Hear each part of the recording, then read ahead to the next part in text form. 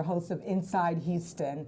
I am delighted to introduce you to Shad Bogany. Shad is the new guest host for Inside Houston. Welcome, Shad. Thank you so much, Linda. I'm going to be looking forward to hosting Inside Houston. My first guest to this show in regards to the real estate industry is going to be Toni Jackson, and we're going to be talking about the affordable housing, whether it's rental or whether it's single family.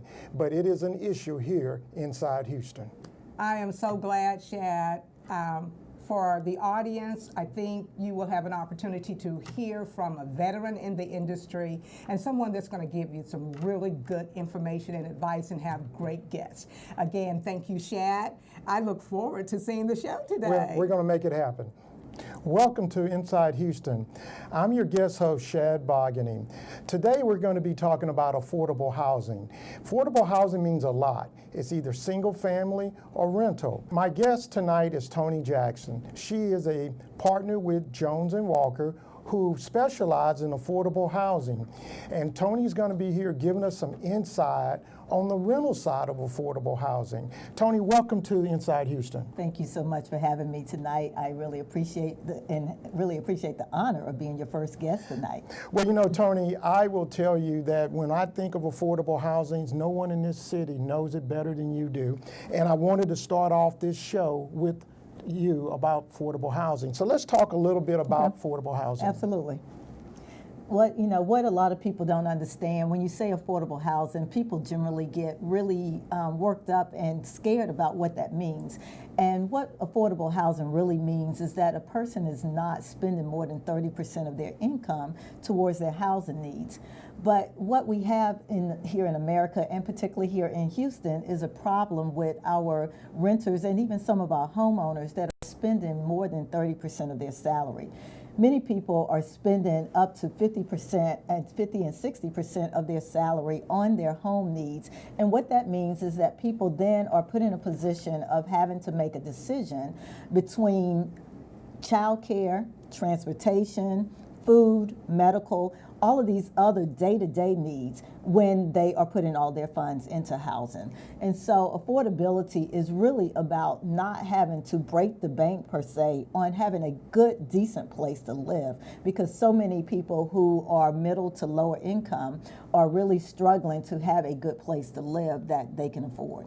Well, you know, Toni, over the years, Houston has always been and attracted a lot of business here because it was affordable. Right. And now, even in single family, affordability is just not there, even in buying a house. And Right. now it's moved over to the rental side. Right. And I just don't understand what has happened to Houston. And so hopefully we can get some ideas from you and some solutions on this. What are some of the challenges? Oh man, the challenges are, we tend to have a lot of challenges with affordability, and the biggest challenge is that people don't understand. They think that we are talking about, people who are not going to work every day, who are not contributing to, paying a tax base or whatever. Who we are talking about are city workers, school teachers, EMS workers, people who you are seeing every day who are out making a living, people who are checking you out at Target or at the grocery store, working full time, but only making minimum wage. Right. And that is not being able to allow them to really participate in their housing needs. Well, we look at the cost of land in Houston has gone up. Yeah. We look at the word NIMBYs, and for some of our audience there, explain what a NIMBY is. A NIMBY is when you say not in my backyard. You hear that a housing development is about to be built, but everyone gets all up in arms and say, I don't want that, not in my backyard. I don't care if it's across the town, I don't care if it's somewhere else, but not in my backyard. I think most people may remember the big fight that was recently probably the most heard about was the deal on Fountain View that the Housing Authority was going to build. And that was being built in what we call a high opportunity neighborhood.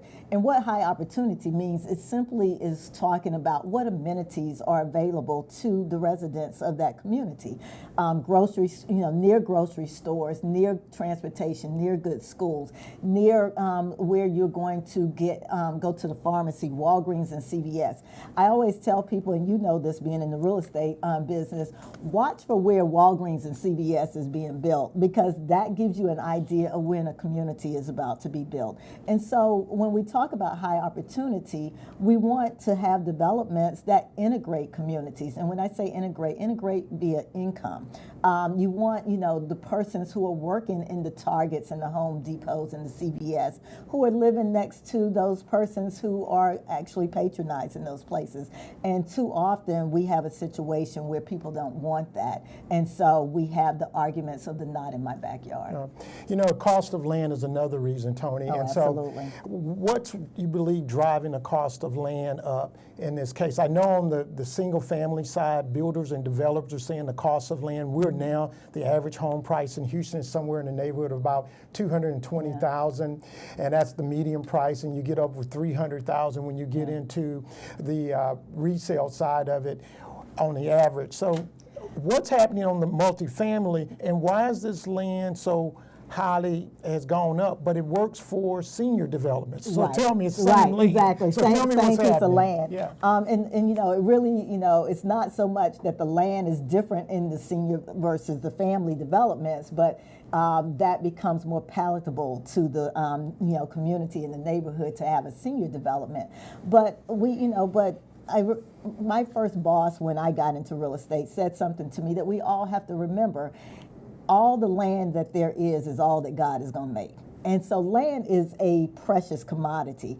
And and so trends change. You have everybody that runs out to the suburbs, and now they're running back into town. And in those areas that are hot, like Midtown and parts of Third Ward, the Galleria area, there's very little land. And so when you look at trying to build commercial property or multifamily, the land is higher because they know they can command higher prices, because they, instead of building a multifamily development, why not build some high-end store that's going to be there, or a high-end mixed development that's going to have restaurants and commercial and those kinds of things. No one wants to look at putting the residential there. So if the residential is going there, whether it's multifamily or single family, it's going to be high-end. I mean, you see even on the single family side that we see more duplexes that are being built now. We're building up more. That used to be what everyone thought of as the East Coast trend, Chicago and New York, maybe LA. But Houston is now in that place where we got to build up, whether it's single family or multifamily. Well, I've talked about affordable housing, and even the neighborhoods, when you're doing single family, they're up in an uproar. Right. I've even seen MUDs, which is a municipality district for water, will not give a builder because he's building single family homes that are entry-level homes, and it just seems as though we're forgetting about the workforce. So all these high-end places, where do you think these people are going to live? Right.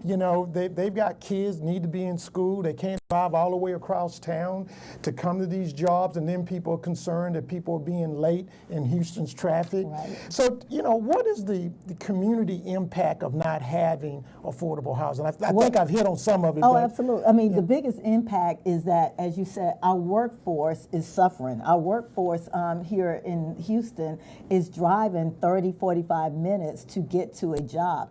The city of Houston really has noticed this as we have built downtown.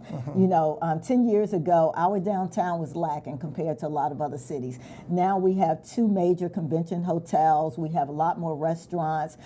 There is a push for a lot more commercial retail to be put in, but everybody now realizes that the workforce is having to drive further and further into the city. And that impacts an employer. That impacts whether or not someone gets to work. If they are having to drive in 30, 45 minutes away, then they are having to take care of child care before they get downtown. Or if a child is sick and has to get out of school, they got to get away from that. And so, our community is now recognizing, and what happens with a community is it says, I don't want those people, but then it wants the other stuff. We want the amenities. We want the convention hotel. We want our city to look like a downtown Chicago, but we don't want to pay the price of living next door. And too often, many of us started at that place of being next door. And, but we are pulling up the drawbridge when it comes time for room to be made for the next person. And so we have to remember that what is really being hurt is our workforce and our ability to have the same amenities and the same kind of downtown or Galleria area or even Sugarland area that everybody wants to see with all of the things that can be built up around residential homes. Well, Toni, how do you feel about the current administration? We've had an administration change in Washington. How is this going to affect affordable housing? Because it was tough with the previous administration. Right. And now we've got a new administration with different thoughts. We've got a surgeon over HUD. What's going to happen here in affordable housing, especially from the tax credit side? It is, a tax credit program, the low-income housing tax credit program. It's, it's one of those programs that everybody gets concerned about the name of it because people get it confused and say, oh, that must be public housing or that's the people that's not working. And that's not the case. That really is what we call workforce housing and some of the people I mentioned a little earlier. But what we have at HUD right now, and even with our president, is a recommendations to cut significant budgets at HUD, and budgets that are not just directly to housing, but the community development side of housing. The CDBG funds and the home funds also go to things that help rebuild and to continue to build and revitalize neighborhoods. And so when you see, when we see multi-purpose centers that are built or roads are being paved and those kinds of things, CDBG and home dollars are going towards that. However, the proposed budget under our president has to cut by $8 million, $8 billion those funds, and that is significant. This community, the city of Houston, has been rebuilt after the hurricanes as a result of CDBG dollars. Home funds help to, build the city, and so that's real significant. Additionally, if the tax cuts that are being recommended by Donald Trump come into play, that is going to significantly hurt the tax credit program. Tax credits are actually allocated to a state on a per person basis by the population. However, those persons or those entities that purchase the tax credits only do so when they need a tax credit. It's just like me and you need in a write-off. General Electric and Verizon and Berkshire needs a write-off, they purchase these. So if they no longer have a tax burden because of tax reform, they have no reason to purchase these tax credits, and therefore that actually reduces the infusion of cash that goes into the building of affordable housing. And break it down with CDBG block grant. For those that are looking at this show tonight, let me put it down. If you own housing, you're receiving a voucher, that could go away. Correct. That's why that's so important, not only on the infrastructure, not only on the tax credits, but your voucher could go away. Absolutely. It is completely turned around. We were talking earlier on the break that our HUD secretary has just closed 2 projects in Chicago with 400 and some people, and they have nowhere to go. What do you think about that? It is just, it is horrible. I mean, you cannot make decisions without appreciating the results or how those decisions impact other things. They have consequences, and you can't go in and close a development without knowing that the persons living there have another place to live. Affordable housing is also tied very close to homelessness, and the homeless population in this country is growing, and it's growing tremendously. We are showing that there are more children that are living on the streets than ever before. Families don't want to let anyone know that they're homeless because they're afraid that their children their children may be taken away, or just the shame of it overall. But so often, and we get really confused, we see homeless and say, oh, that's just a crazy drug addict on the street. But so many people are just one paycheck away from homelessness. We have, it all ties together. We are having conversations constantly about Medicaid, Medicare, and just Obamacare overall.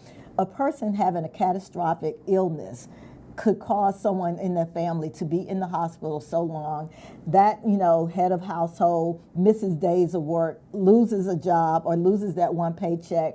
Because they don't have a paycheck, they can't pay their rent or their mortgage, lose a home, and before you know it, that person working right next to you is living out of their car, and you have no idea. And so homelessness is a real issue, and it's tied very closely to affordable housing, and something we need to be concerned about. Thank you, Toni, for answering my question. I've got a lot more questions for you, but we're going to take a quick break, and we're going to come right back with Toni Jackson, attorney, expert in affordable housing.